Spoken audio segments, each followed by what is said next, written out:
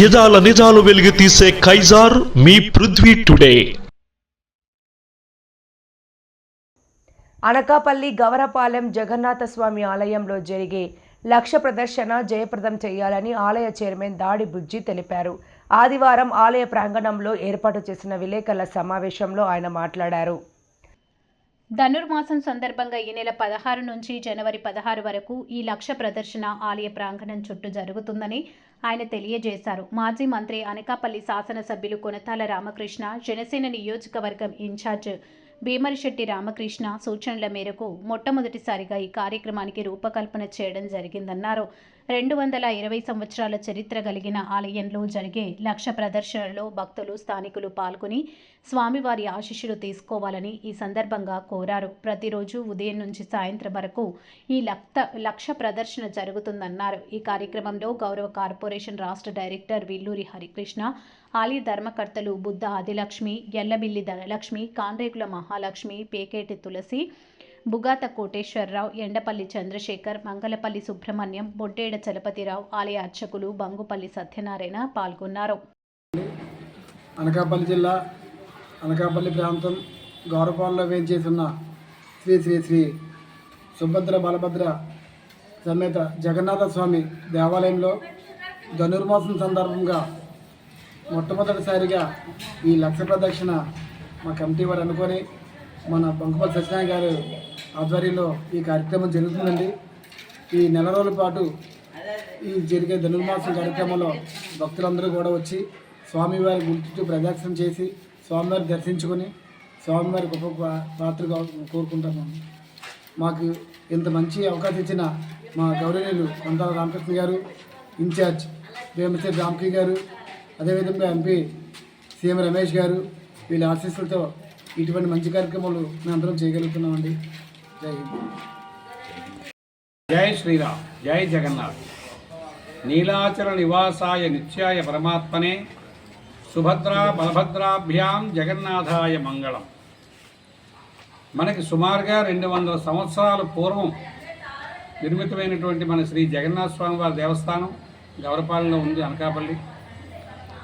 ఈ ఉన్నటువంటి దేవస్థానంలో ప్రత్యేకమైనటువంటి పూజా విధానాలు ప్రతి ధనుర్మాసంలో కూడా జరుగుతాయి.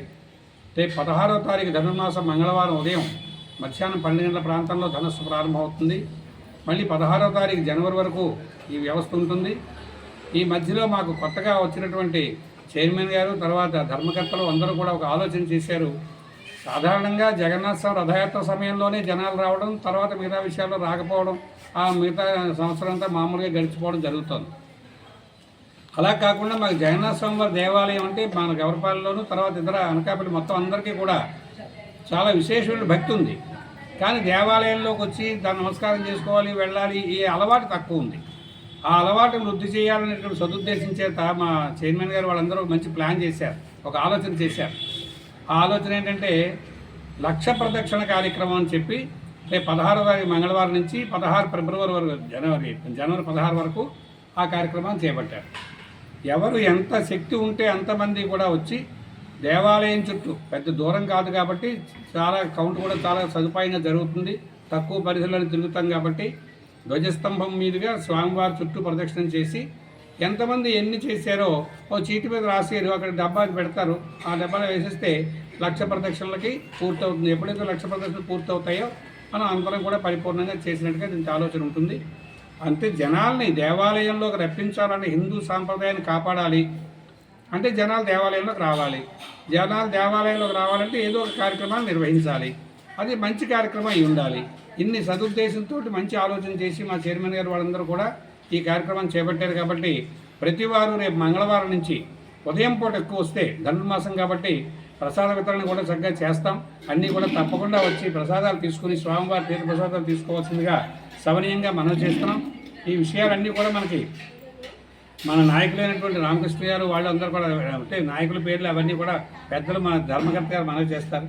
రామకృష్ణ గారు మొదటి నుంచి కూడా వాళ్ళ నాన్నగారి దగ్గర నుంచి కూడా ఈ దేవాలయంలో ఇప్పుడు మనం ఈ మండపంలో కూర్చున్నామంటే వారి తండ్రి గారైనటువంటి సుబ్రహ్మణ్యం గారి తాలూకా దయవల్లే ఈ నిర్మాణాలు అన్నీ కూడా జరిగాయి. అప్పుడు మా చిన్నప్పుడు రామచంద్రమూర్తి గారు వాళ్ళు ఉన్నప్పుడు చైర్మన్గా ఉన్నప్పుడు సుబ్రహ్మణ్యం గారు వాళ్ళు కూడా ఇక్కడికి వచ్చి భోజనాలు చేసి లిస్టులు రాసి చందాలు చేసినటువంటి ఆలోచన ఉంది. కాబట్టి ఆ పెద్దలందరూ కూడా మనకి ఈ కార్యక్రమాన్ని నడిపిస్తారు. ఈ విషయాలన్నీ కూడా పెద్దలు మనకి మా ధర్మకర్తల వారు తెలియజేస్తారు.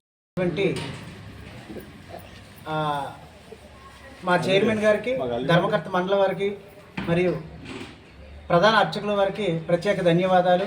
3 ప్రదక్షిణాలు చేస్తే మొదటి ప్రదక్షిణం విరాళ దాతలకు వెళ్తుంటుంది, రెండో ప్రదక్షిణం ఆలయం కట్టిన నిర్మాతలకు వెళ్తుంది, మూడో ప్రదక్షిణం భగవంతుడికి వెళ్తుంది అంటున్నారు. కానీ ఈ లక్ష ప్రదర్శన ఒక నెల రోజుల పాటు ఈ ఆధ్యాత్మిక చింతన మహాద్వీపాన్ని యజ్ఞాన్ని చేస్తున్నటువంటి ఈ మహాశయులందరికీ కూడా ప్రత్యేకమైన కృతజ్ఞతలు తెలుపుతున్నాము.